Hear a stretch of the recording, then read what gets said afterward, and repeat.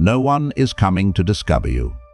Your talent can remain invisible for 10 years. Your discipline can remain unnoticed. Your best ideas can die inside private notebooks, and the market will feel no guilt. You were taught that good work eventually speaks for itself. It does not. Good work has no voice. It must be demonstrated, positioned, and placed in front of people capable of rewarding it. Until that happens, your value is not rejected. It is simply unseen. And unseen value is treated as non-existent value. Most talented men believe they have a recognition problem. They do not. They have a distribution problem. They study in private. They build in private. They improve in private. Then they wait for an employer, a customer, a friend, or an algorithm to detect what has never been made clear enough to judge. When nothing happens, they become bitter.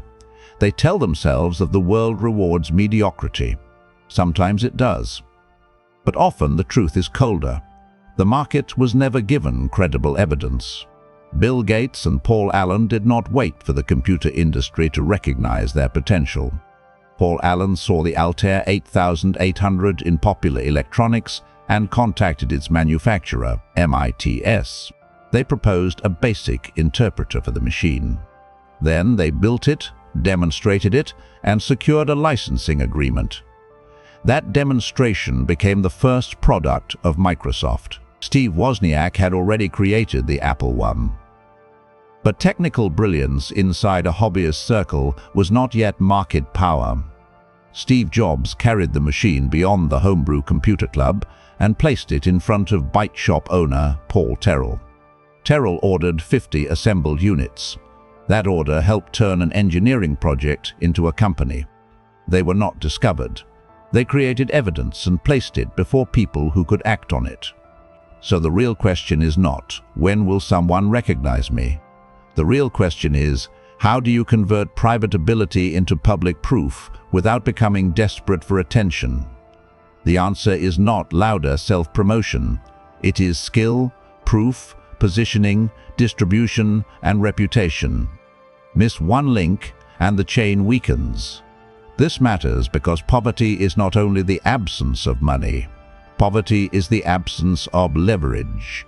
It is the condition of needing another person to imagine your potential because you have not made your value visible enough to verify. It is depending on an employer to guess what you could do. It is hoping a client will trust your confidence without evidence. It is waiting for familiar people to validate a future that has produced no measurable consequence. That is not power. That is hope disguised as strategy. The market cannot see how hard you worked. It cannot feel the pressure you survived.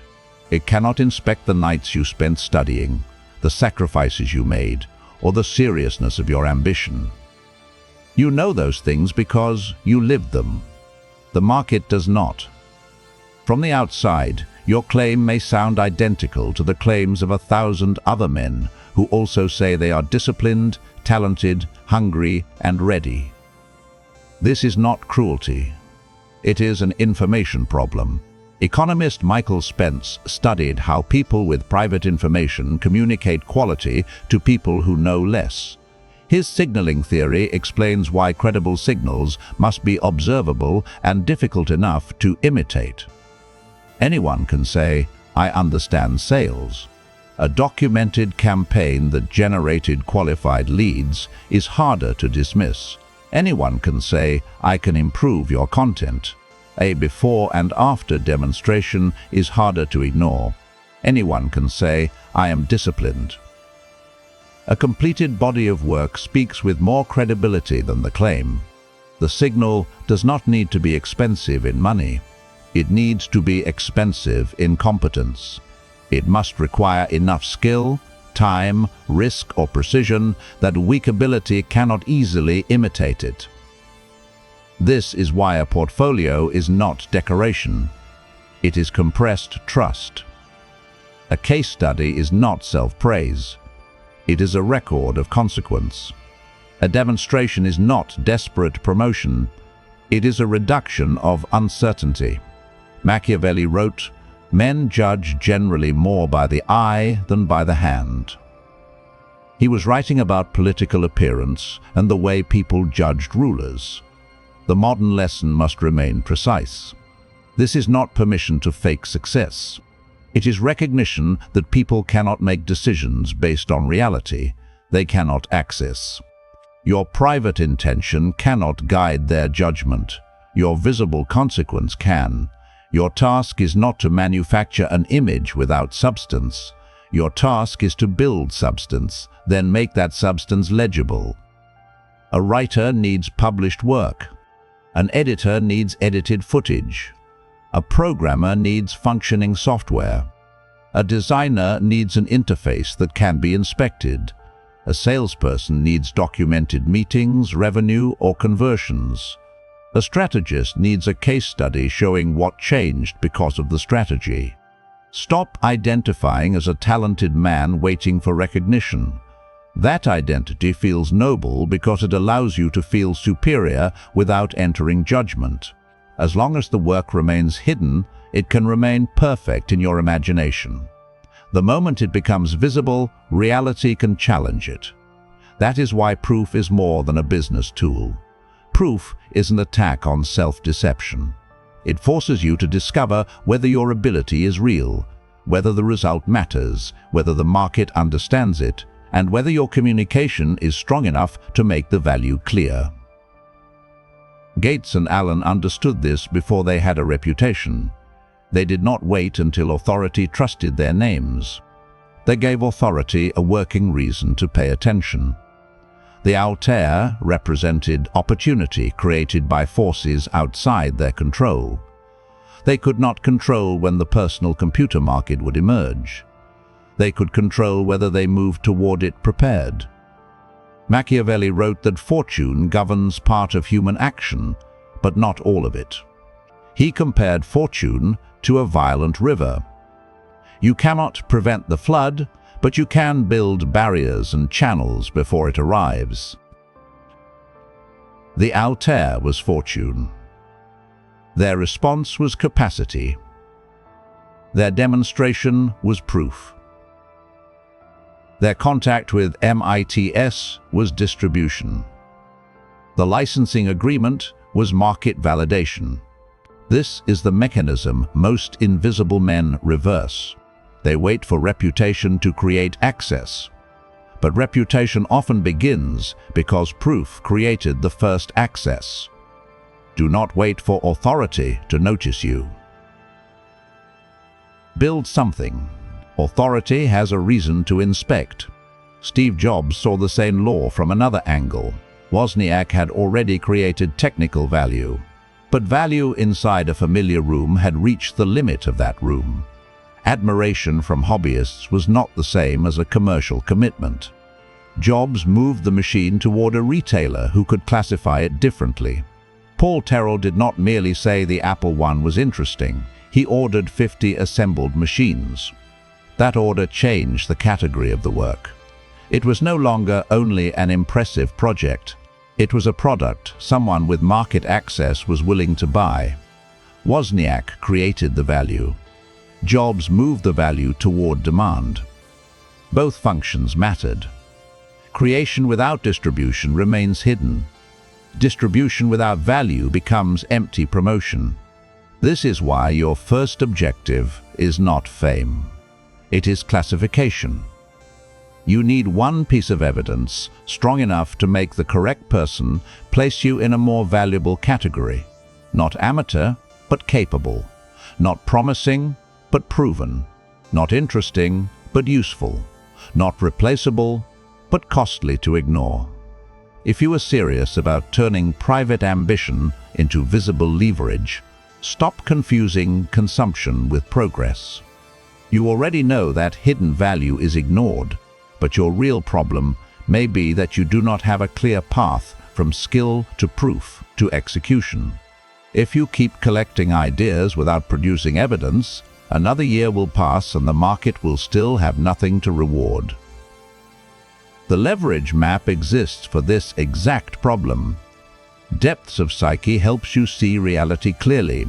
The leverage map shows you what to build with that clarity. It gives you the skill path, the proof project, and the execution plan that fit your current situation, so you can stop wandering and start creating evidence. This is not for men who want another temporary feeling of motivation. It is for men who are ready to convert clarity into work, work into proof, and proof into leverage. The decision is yours. But even strong proof can fail when it is shown to the wrong people. You show your work to your family. They look confused. You send it to friends. They answer with a polite sentence. You publish something and wait for familiar people to share it. They do nothing. Then you treat their indifference as a verdict. Perhaps the work is weak. That possibility must remain open.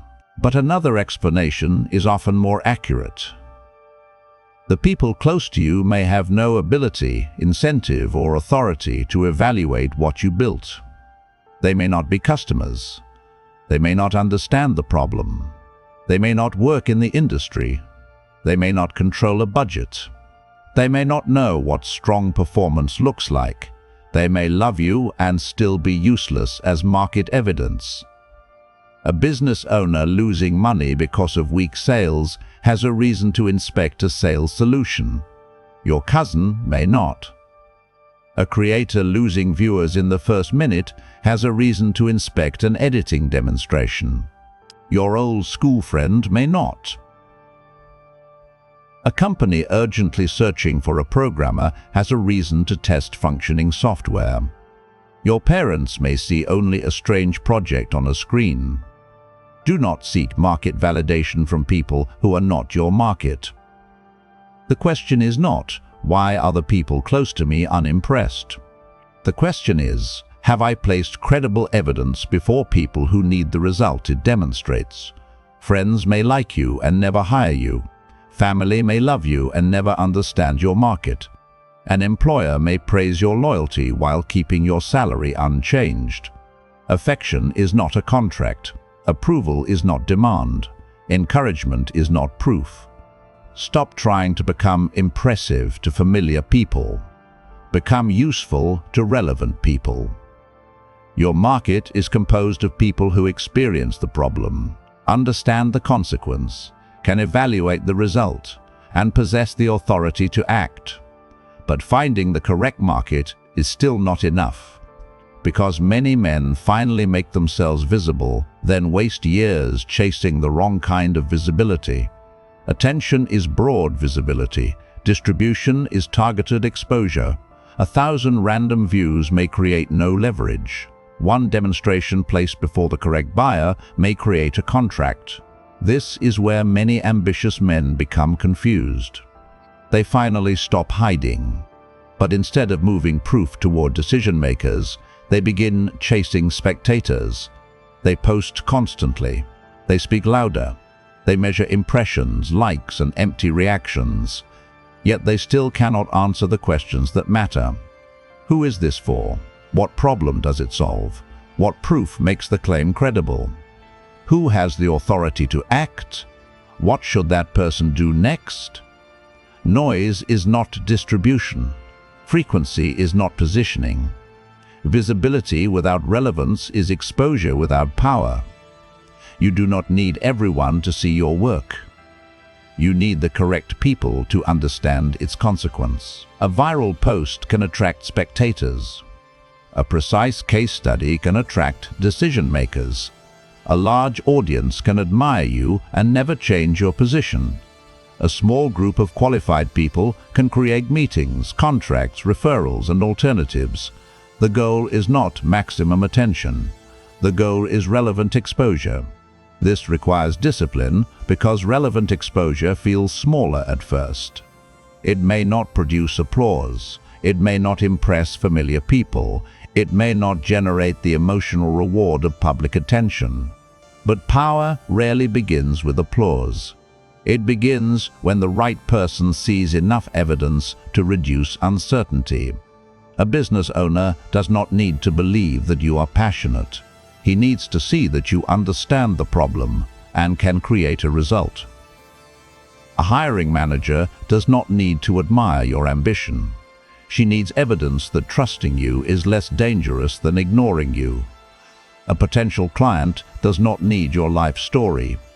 He needs to understand what changes after you enter the situation. This is why desperate self-promotion fails. It asks people to believe before it gives them a reason. Strategic distribution does the opposite.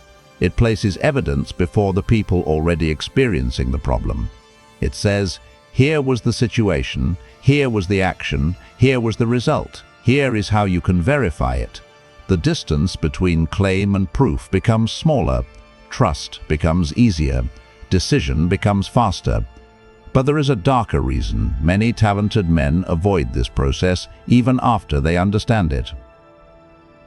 Waiting to be discovered protects the ego. The discovery trap follows a predictable sequence. You build privately. You wait for recognition.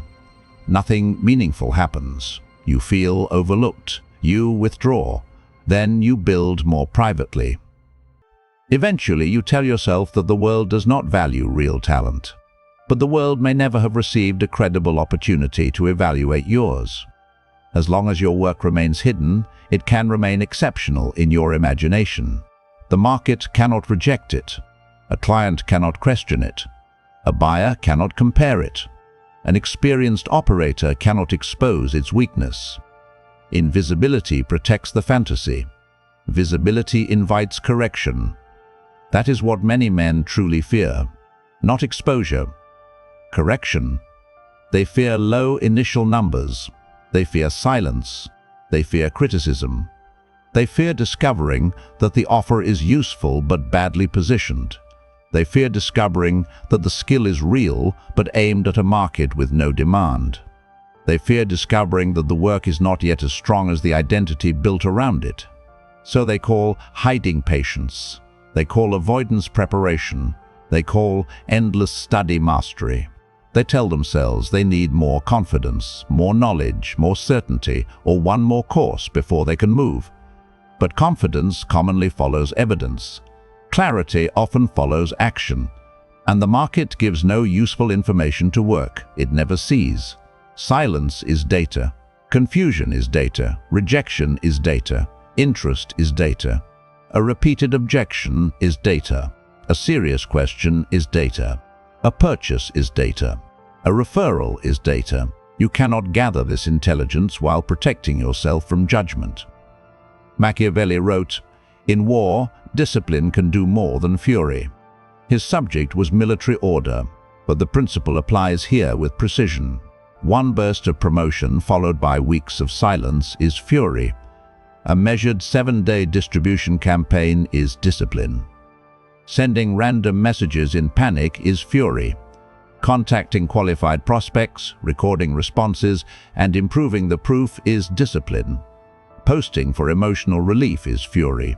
Publishing evidence for one specific market is discipline. The market does not reward emotional intensity. It rewards consequence that can be understood, trusted, and accessed. So the system begins with one valuable capability.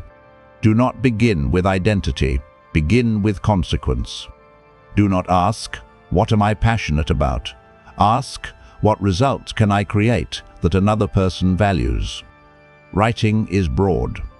Writing landing pages that make an offer easier to understand is specific.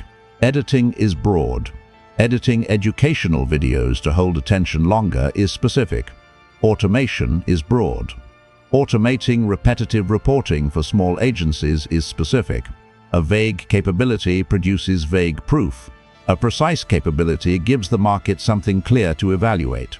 Once the capability is defined, build one proof asset, not 10 unfinished samples, one completed inspectable asset, a portfolio sample, a case study, a functioning demonstration, a published analysis, an edited video, a redesigned landing page, a documented sales result, a before and after transformation.